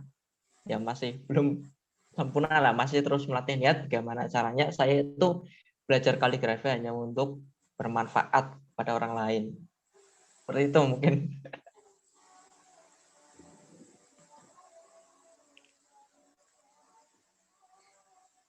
Oke, dari teman-teman masih adakah yang ingin bertanya atau mungkin dari pengurus ini? Wah, diem-diem baik ini pengurus ya. Iya, nih pengurus nih.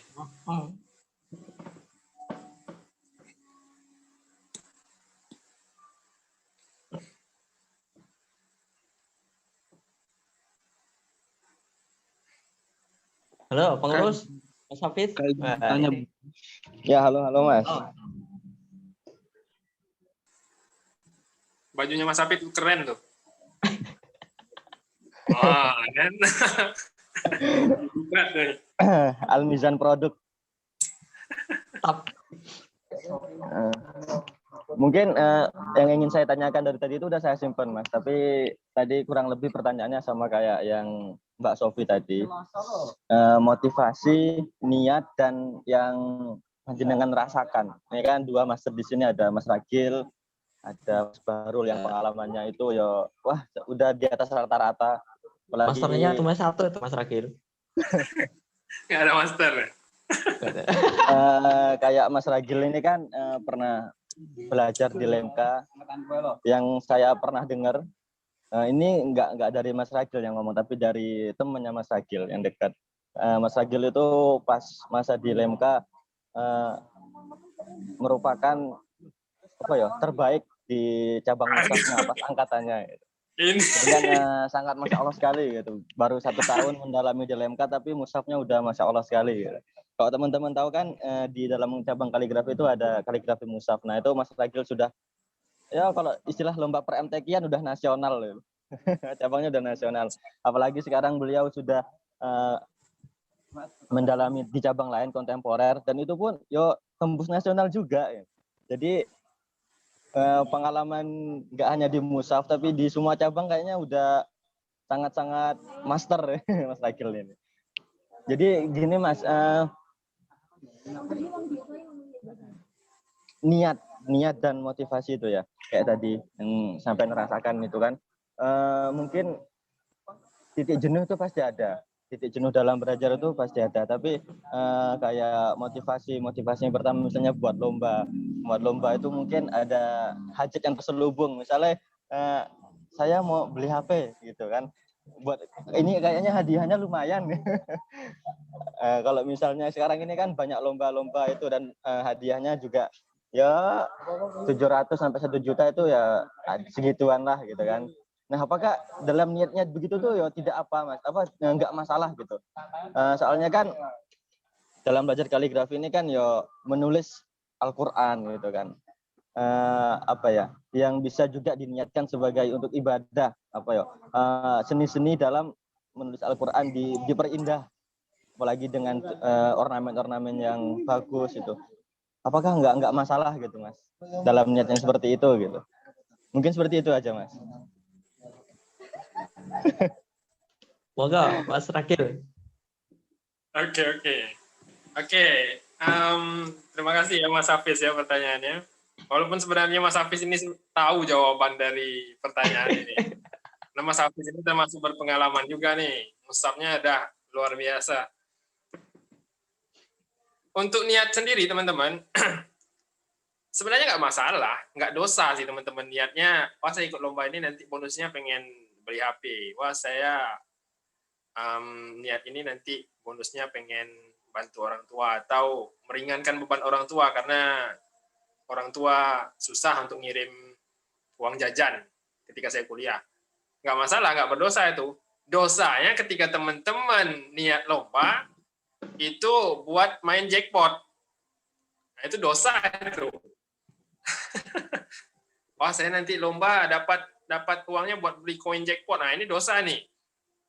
Tapi kalau untuk hal-hal lain itu nggak dosa, tetapi lebih kepada etika dari niat tersebut aja. Ketika kita niatnya itu lebih menekankan kepada benda-benda duniawi, maka hasilnya itu nggak akan sama ketika kita menekankan kepada niat yang lebih kepada ibadah. Ketika kita berkaligrafi, niat kita itu syiar, niat kita itu ibadah, niat kita itu memperkenalkan bahwa kaligrafi Islam itu indah, maka kita akan mendapatkan hal lebih. Itu hanya sedikit bonus, hadiah itu hanya sedikit bonus yang diberikan secara langsung. Tetapi ada hadiah-hadiah yang lain yang bakal menunggu, yang kita nggak nyangka-nyangka. Bisa jadi nanti teman-teman ketika lomba kaligrafi, itu niatnya memang karena ibadah, tulus ya untuk belajar kaligrafi itu memang niatnya syiar, itu diberikan sesuatu yang teman-teman nggak sangka-sangka. Seperti diberikan job itu. Job kaligrafi masjid. Wah, itu kan nggak disangka-sangka itu, karena kita nggak dapatnya langsung dari lomba. Kita siar dari lomba, orang lihat kita, wah ini kayaknya Mas Bahrul ini keren nih kaligrafinya. Kayaknya bisa kita kasih job untuk Masjid Raya 2 miliar gitu. Nah ini kan beda nih. Dari yang kita targetnya tadi duniawi kita cuma 700.000 sampai 1 juta, ketika kita niatnya ibadah, target dunianya itu melampaui dari ekspektasi kita. Nah, di sini yang disebut etika dalam niat itu, teman-teman. Atau di dalam sebuah perlombaan, teman-teman ikutnya perlombaan ini, tapi teman-teman nggak juara. Tapi niatnya dah ibadah nih. Tiba-tiba ada perlombaan lain yang teman-teman memang niatnya itu ya udahlah saya ibadah aja di sini, dan hasilnya melebihi dari ekspektasi. Itu ada, teman-teman. Banyak banget teman-teman di Mizan itu yang awalnya niatnya itu untuk kebutuhan duniawi, tetapi akhirnya mereka mengubah niat dan rata-rata mereka itu mendapatkan sesuatu lebih. Salah satunya Ustadz Robert Nasrullah itu. Ustadz Robert Nasrullah itu ketika kita lihat sekarang untuk syiar kaligrafi, dan beliau juga hafiz ya. Nah itu rezekinya nggak cuma hanya di kaligrafi, tapi pintu rezekinya kebuka semua. Karena memang niatnya untuk syiar, bukan untuk barang-barang duniawi, bukan untuk uang lagi. Tapi nggak menutup kemungkinan kita yang masih muda ya silakan, niatnya ditata sendirilah. Kalau memang kebutuhannya pengen itu, ya monggo nggak apa-apa. Nanti seiring berjalannya waktu, pengalaman akan mengajarkan teman-teman untuk bagaimana menata niat lebih baik. Itu teman-teman. Masya Allah sekali jawabannya Mas. Terima kasih Mas Ragil. Oke, Mas Hafiz. Itu ya, teman-teman.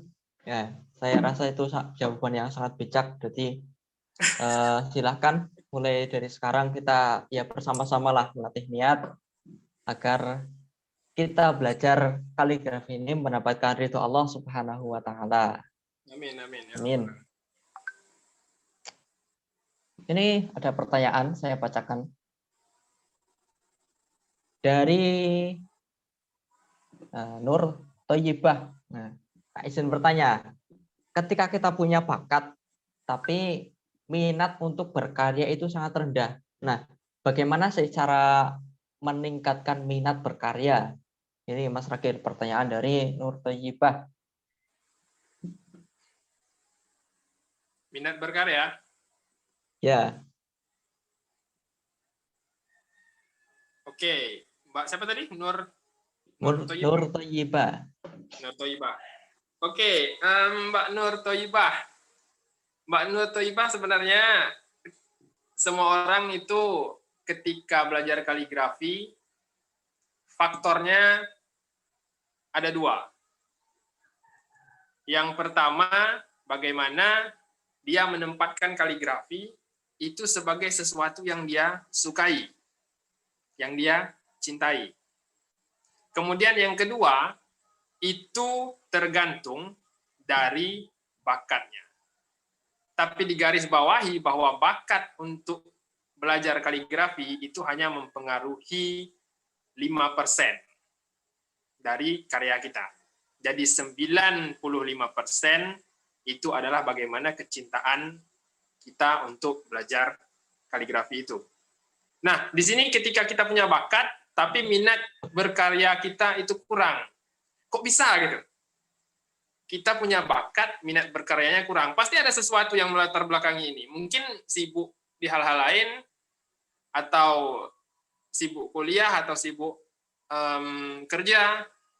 Pasti ada hal yang lain yang menghalangi minat berkarya kita kurang. Karena ketika kita ada bakat, biasanya kita berusaha untuk menyalurkan bakat itu sebagaimana bakat itu bisa berkembang menjadi lebih baik. Nah, di sini yang perlu dilihat bahwa faktor apa yang mempengaruhi minat berkarya kita itu menjadi kurang. Nah, untuk itu, maka kita harus memanajemen waktu dengan baik. Dan yang pastinya kita harus punya tujuan dalam belajar. Karena belajar apapun itu, ketika kita nggak ada tujuan, maka kita nggak dapat apa-apa. Cuma dapat lihat doang, dapat nimbrung doang, tapi tujuannya nggak ada.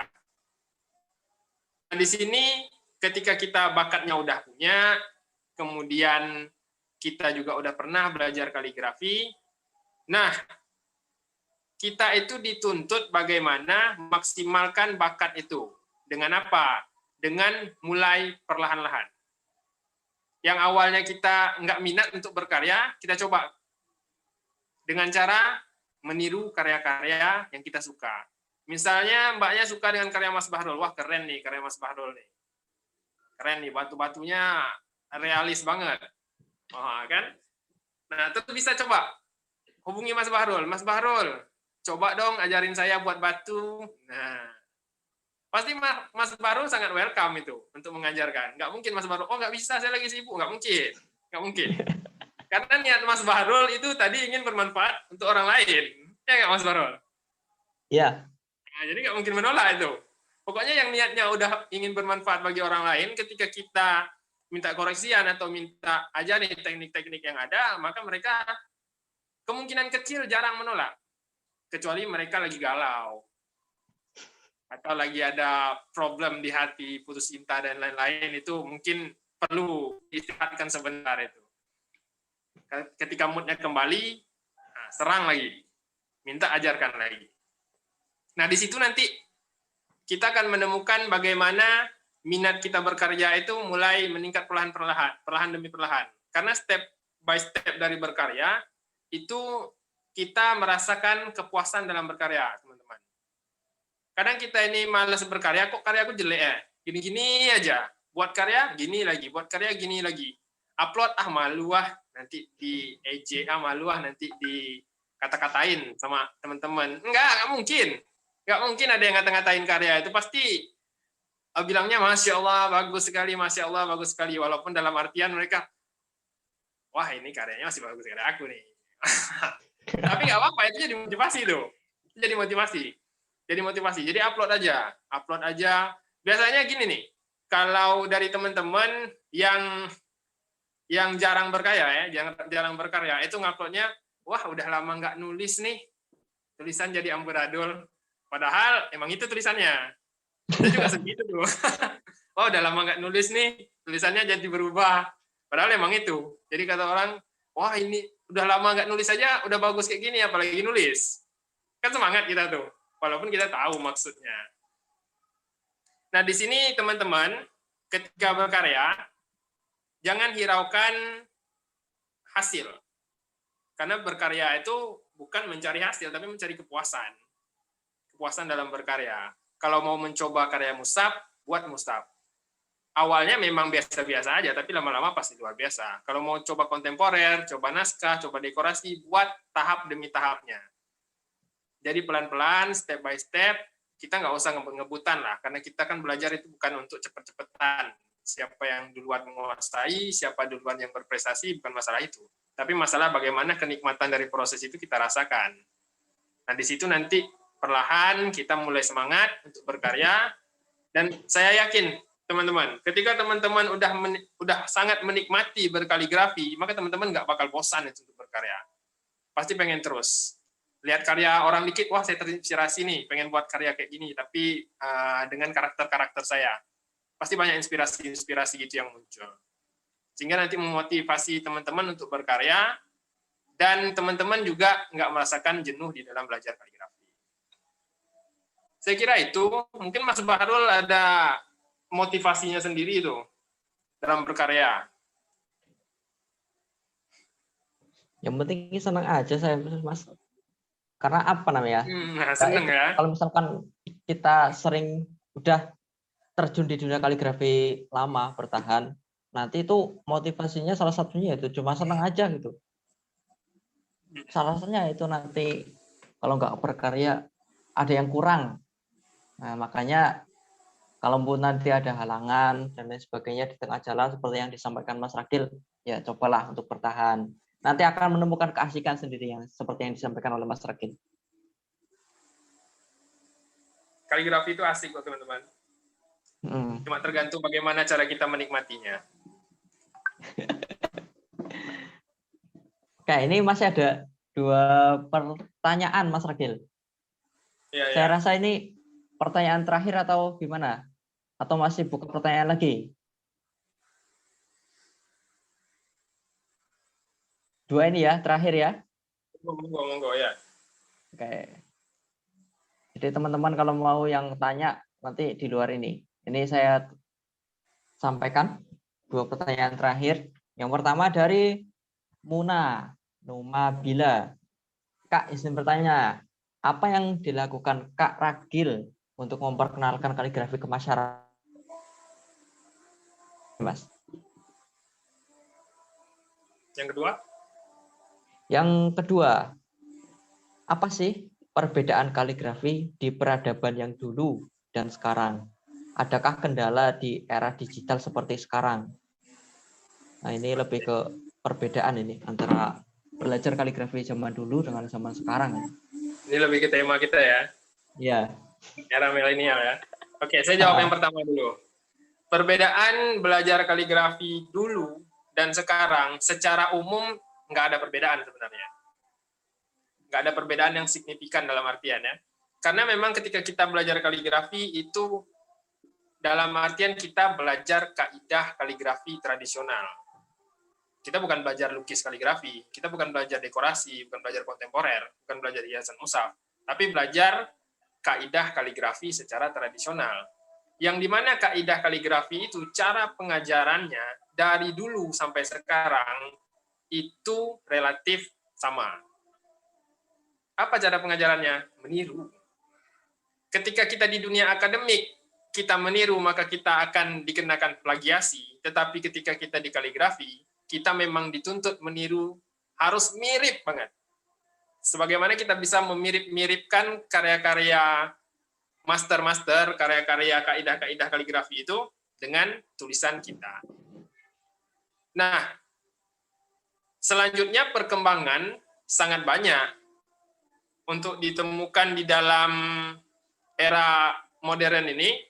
Perkembangan dari teknik-teknik tersebut itu sudah sangat berkembang.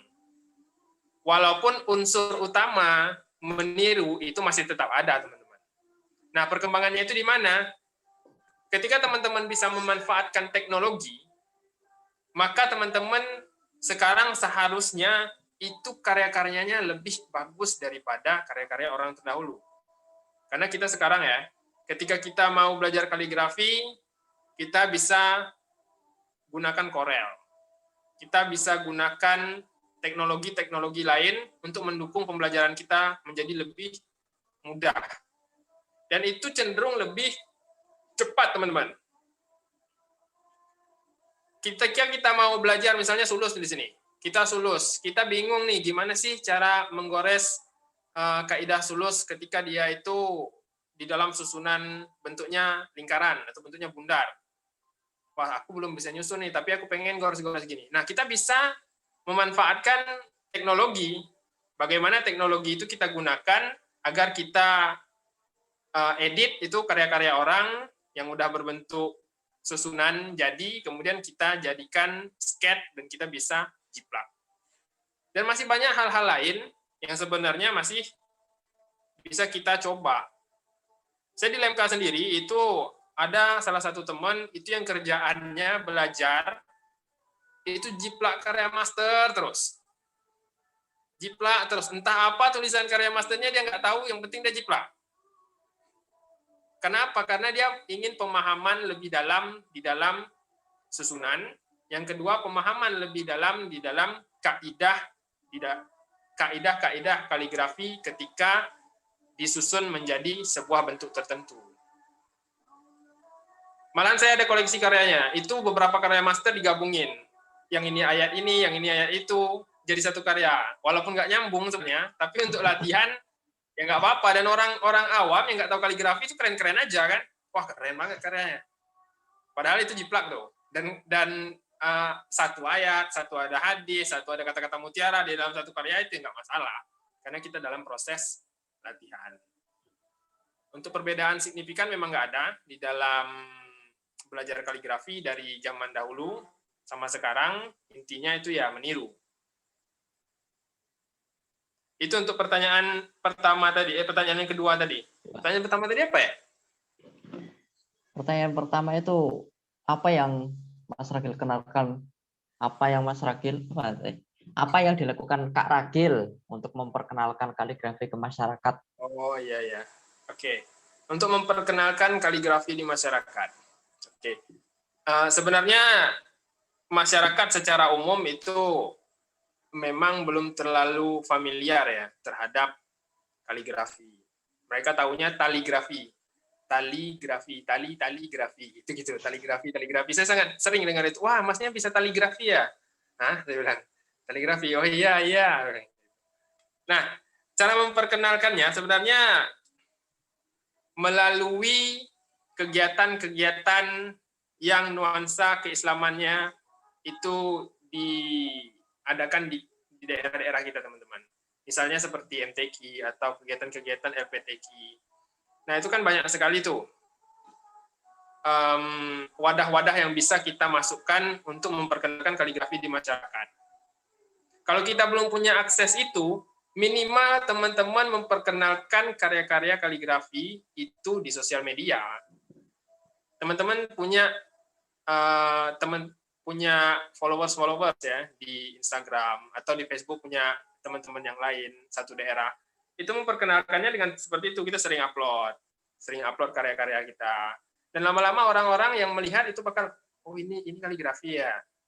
Bahkan mereka itu mengenal secara tidak langsung. Karena kita sering mengupload, mereka terdoktrin, wow, bagus juga ya kaligrafi ini. Kayaknya saya mau ikut deh. Kayaknya anak saya mau dimasukkan deh. Nah, seperti itu. Kita memanfaatkan sosial media untuk memperkenalkan, walaupun dampak dari sosial media itu ketika kita di pertemanan itu masih ruang lingkupnya kecil, tetapi itu bisa merubah sedikit demi sedikit pandangan masyarakat terhadap seni kaligrafi Islam. Apalagi di dunia MTQ, teman-teman. Rata-rata masyarakat umum itu menyangka MTQ itu ya cuma lomba ngaji doang. Nggak ada lomba yang lain. Oh, lomba ngaji ya? Saya sering itu. Ikut apa, Mas? Ikut MTQ. Oh, ngaji ya? Oh iya, Mbak. Ya, kita iya aja. Karena mereka kalau kita bilang saya ikut kaligrafi, ya mereka tetap bilangnya ngaji. MTQ-nya tetap ngaji. Musabakah tilawatil Quran. Udah tilawah kan? Ya ngaji. Nah, di sana kita mulai memasukkan unsur-unsur di mana kita itu memperkenalkan hal ini ke masyarakat itu perlahan. Perlahan di sini, teman-teman sekarang gini deh, buat tulisan-tulisan, terus buat story WA. Buat tulisan biasa aja nih. Kalau ingin memperkenalkan ke masyarakat, buat tulisan-tulisan biasa, misalnya basmalah aja, satu baris, kemudian share di Facebook. share di WA, kemudian share di Instagram ya. Nah, lama-lama orang akan tertarik, wah tulisannya ini bagus, walaupun kita yang kaligrafer itu merasa wah tulisan saya masih biasa-biasa aja, tapi orang-orang udah melihat wah ini bagus. Dan lama-kelamaan orang-orang akan teredukasi dengan tulisan-tulisan kita itu. Jadi ada dua cara teman-teman dalam membumikan kaligrafi, dalam siar kaligrafi. Yang pertama melalui sosial media langsung ya. Yang kedua melalui kompetisi. Kalau pengalaman saya sih seperti itu. Itu Mas Baron. Oke, terima kasih atas jawabannya Mas Ragil. Nah, untuk teman-teman semua, alhamdulillahirrahmanirrahim. Ya. Oh, mungkin sebelumnya ada closing statement dari Mas Ragil. Oh, ada closing statement. Saya belum siapkan lagi nih closing statement. Oh iya, belum siapan. Oke. Intinya gini aja teman-teman ya. Ketika berproses, nikmati aja prosesnya. Ketika suruh lomba, ambil tantangannya, ambil kesempatannya. Ketika teman-teman sudah saatnya berprestasi, teman-teman sudah siap untuk meraihnya. Oke, terima kasih Mas Ragil. Hari ini saya tuh benar-benar belajar banyak sekali ilmu dari panjenengan ini. Sangat termotivasi untuk lebih giat dalam berlatih kaligrafi. Untuk teman-teman semua, sesudah 2 jam kita bersama dengan Mas Ragil, banyak ilmu yang kita dapatkan. Semoga sedikit banyak yang bisa kita tangkap bermanfaat. Allahumma amin. Untuk saya kurang lebihnya mohon maaf. Pesan saya adalah lakukan apa yang kamu cintai dan cintai apa yang kamu lakukan. Dari saya sekian. Assalamualaikum warahmatullahi wabarakatuh. Saya kembalikan ke MC. Waalaikumsalam warahmatullahi wabarakatuh. Terima kasih kepada moderator yang telah memandu jalannya penyampaian materi kedivisian pada pagi hari ini. Dan saya juga mengucapkan terima kasih kepada pemateri yang telah memberikan materi yang sangat luar biasa. Semoga dengan telah disampaikannya materi tadi bisa menambah semangat teman-teman untuk berproses di Al-Mizan ke depannya. Nah, untuk selanjutnya mungkin dari pengurus divisi ada closing statement. Saya persilahkan kepada pengurus divisi untuk memberikan closing statement.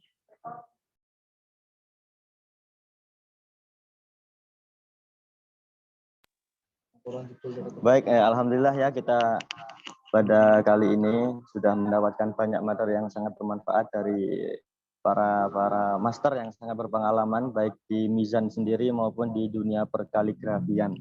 Mungkin nggak banyak yang ingin saya sampaikan di sini. Tetap semangat dalam mengikuti kegiatan ini. Ini merupakan rangkaian acara yang kedua. Masih ada satu lagi. Ya cukup dinikmati aja kegiatannya. Nggak usah terlalu dipikir banyak. Ya pokoknya ya dikerjakan aja, dilakukan aja. Mungkin untuk dalam perkaligrafian ini memang butuh tekad yang kuat, butuh semangat. Dari beberapa teman-teman yang lolos pasti akan ada yang namanya itu tiba-tiba berhenti, tiba-tiba ngilang, ya itu pasti ada. Ya itu kuncinya tetap dinikmati aja. Temukan kenikmatan itu dalam kaligrafi, dalam divisi. Ketika kamu telah menemukan itu, ya kamu akan bertahan di sana. Ya kurang lebih itu yang dapat saya sampaikan. Terima kasih atas kesempatan ini, baik terima kasih kepada pemateri maupun moderator. Insya Allah sangat bermanfaat buat kita semua. Sekian dari saya. Assalamualaikum warahmatullahi wabarakatuh. Waalaikumsalam warahmatullahi wabarakatuh. Waalaikumsalam warahmatullahi wabarakatuh. Terima kasih kepada Mas Abdul Hafiz yang telah memberikan closing statement-nya. Nah, sebelum kita sampai ke penghujung acara ini, saya mohon kepada seluruh peserta untuk menyalakan kameranya. Kita akan melakukan sesi foto bersama atau dokumentasi. Kepada panitia yang bertugas untuk melakukan dokumentasi, saya persilahkan. Yuk, silahkan teman-teman. Buka kameranya ya.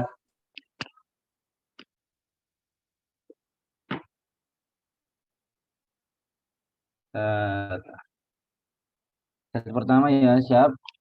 1. Ada yang belum tuh.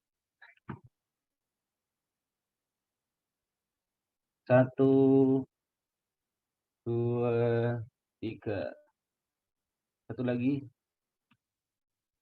Slide kedua. 1, 2, 3. Slide ketiga terakhir. 1, 2, 3. Terima kasih. Terima kasih saya sampaikan. Nah, sampailah kita pada penghujung acara diklat kedivisian pada pagi hari ini, yaitu dengan tema Mizanuna Kaligrafi dan Peradaban Kaligrafi di Era Milenial. Saya selaku membawa acara, memohon maaf apabila ada kesalahan selama jalannya diklat pada pagi hari ini. Marilah kita tutup acara pagi hari ini dengan bacaan hamdalah bersama-sama. Alhamdulillahirabbil alamin. Sekian dari saya, apabila ada kesalahan saya mohon maaf sebesar-besarnya. Wassalamualaikum warahmatullahi wabarakatuh. Waalaikumsalam warahmatullahi wabarakatuh. Semangat. Semangat. Terima kasih, Kak. Terima kasih, Kak. Semangat, ayo.